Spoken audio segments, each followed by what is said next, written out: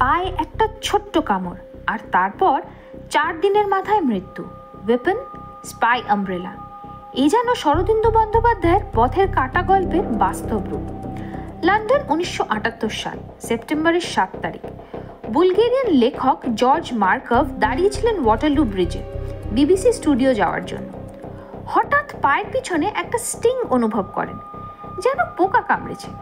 ঘুরে তাকিয়ে দেখেন একজন অপরিচিত ব্যক্তি নিজের পড়ে যাওয়া ছাতা তুলে সরি বলে ভিড়ের মধ্যে নিমেষে মিলিয়ে গেল। 4 দিন পর মার্কভ মারা যান। পোস্টমর্টমে তার শরীর থেকে পাওয়া যায় মাইক্রোস্কোপিক পেলেট, রিসিন দিয়ে ভরা। Deadliest poison, no antidote. আর হাতিয়ার সিক্রেট এজেন্টদের তৈরি এক বিশেষ ছাতা। বোতাম টিপলে নিউম্যাটিক ডিভাইস থেকে বিষ ফায়ার হয়। মার্কভ ছিলেন বুলগেরিয়ার কমিউনিস্ট রেজিমের কড়া সমালোচক। তার ফাইনাল ব্রডকাস্টে টোদর জিভকভকে নিয়ে কঠোর কথা বলেছিলেন। আর অ্যাটাকটা হয়েছিল জিভকভেরই জন্মদিনে। কাকতালীয়? বোধ হয় না। এই ঘটনার কয়েক সপ্তাহ আগে প্যারিস মেট্রোতে ভ্লাদিমির কোস্তভের উপরও একইভাবে হামলা হয়েছিল, তবে শরীরে পেলেট ঢুকতে পারেনি বলে তিনি বেঁচে যান।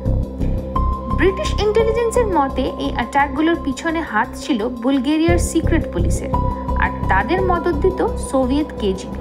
সন্দেহভাজন হিসেবে নাম উঠে আসে ফ্রান্সিসকো গুলেনোর। পেশায় আর্ট ডিলার, আদতে বুলগেরিয়ার গুপ্তচর। সে একেবারে উধাও হয়ে যায়। স্কটল্যান্ড ইয়ার্ড তার কোনো হদিশ পায়নি। 2021 সালে অস্ট্রিয়ায় তার মৃত্যু হয়। এসপিওনেজ হিস্ট্রিতে মার্কভের হত্যা প্রথম ইনভিজিবল অ্যাসাসিনেশন হিসেবে আজও গণ্য হয়।